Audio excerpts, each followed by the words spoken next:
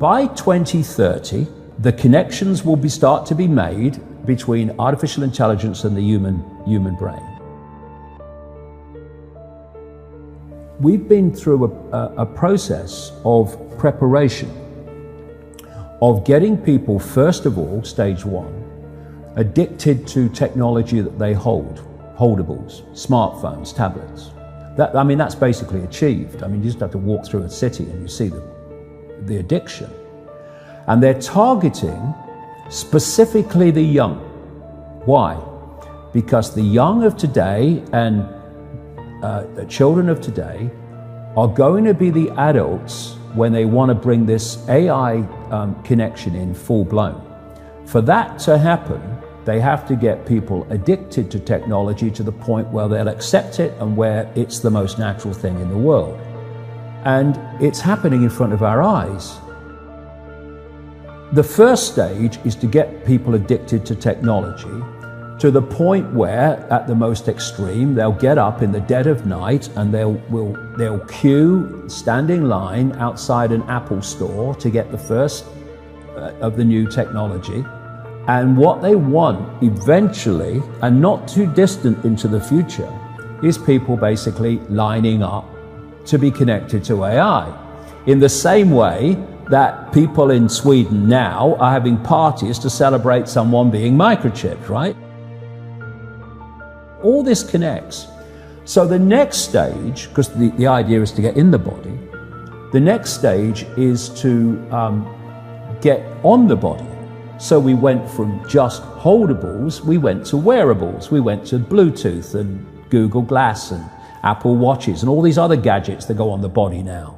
Even what they call electronic tattoos that are basically microchips on the skin. And the next stage is to go in the body, which is already starting in places like Sweden. And people like Ray Kurzweil, who is a Google executive, Google and Facebook are really at the cutting edge of this stuff. People think it's a social media operation only or a search engine only. No. This whole Google group now, which is given the name Alphabet, are absolutely at the cutting edge of this whole AI technology. So is Amazon. Amazon's got contracts worth hundreds of millions of dollars with the CIA and the Pentagon for cloud services and stuff. Yeah, they have massive data services. Massive, yeah. The consumers don't see. So the idea is to take this on. And what Kurzweil is saying, and he claims an 80% success rate in his predictions of incoming technology and when it will come in. But, if you know when it's going to come in, then you've got a great chance of predicting it, haven't you? It's like if you know when a stock market's going to fall because the people you are connected to are going to make it fall, well, you're going to get out just before it falls and you're going to get in just before you know they're going to push it up. You don't have to be, Nostra bloody Damus if you know the script. This is the sales pitch, and this is why they're telling you. The sales pitch is when we connect to artificial intelligence, we'll be superhuman. That's what the sales pitch is. That's his sales pitch. Right. That's going Siri, to be the sales pitch. Alexa, all these things. Yeah. What you've got is the idea that connect to AI and you'll become superhuman intelligent. No, you'll become subhuman intelligent. You'll become a vehicle for artificial intelligence. And whoever controls artificial intelligence will control the perceptions of every mind that it's connected to. If you're going to make a physical connection with AI, you're not going to do that on a mass scale until you've made a psychological connection. And there is a process, a psychological process, which is known as preemptive programming. Preemptive programming is this. You're going to usher in a world that is so different, so dramatically different to what anyone's been used to, that you're going to have an obvious resistance purely by the chasm of difference between the world people are used to and the world you're taking them into. A resistance that says, hold on a minute, you want to do what? What? So you prepare them for it through preemptive programming. You put out a stream of movies out of elite-controlled Hollywood. You put out television programs, you put out books, you put out all these things that basically portray the world you want to take people into. This is why you've seen so many movies about control by robots, control by technology, of synthetic humans.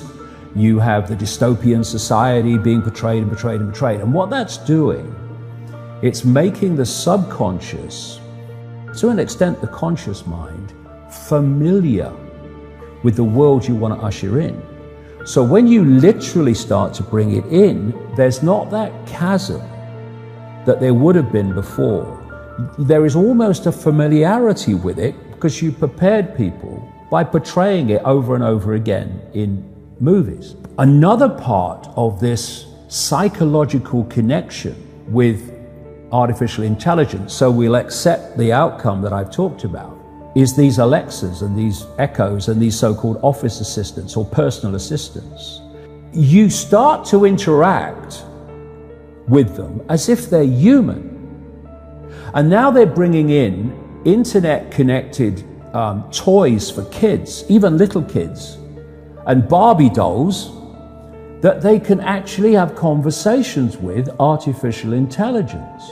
They're now bringing in these robots that are, these synthetic robots that are looking more and more like humans, a lot of them coming in from the East.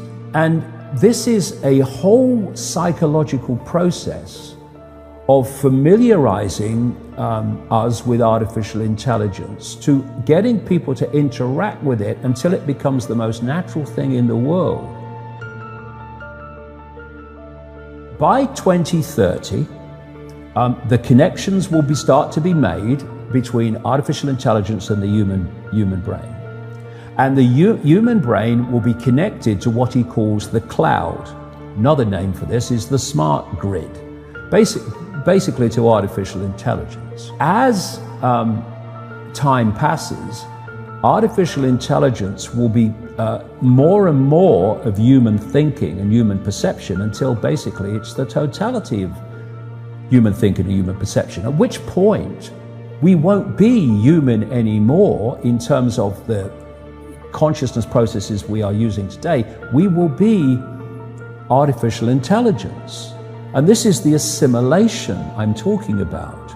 If you are connecting the human mind to a grid, a global technological grid, that grid can be centrally controlled.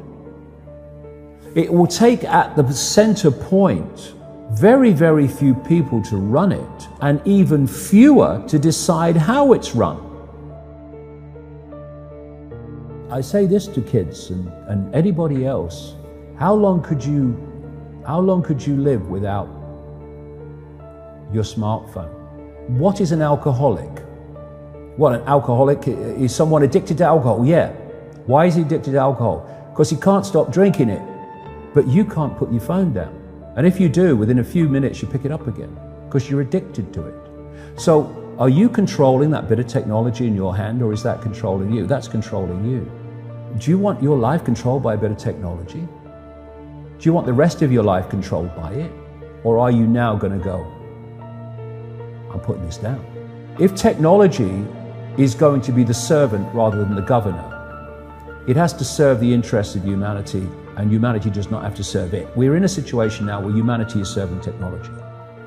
And it will be serving AI. Increasingly, it is serving AI in its algorithmic expression.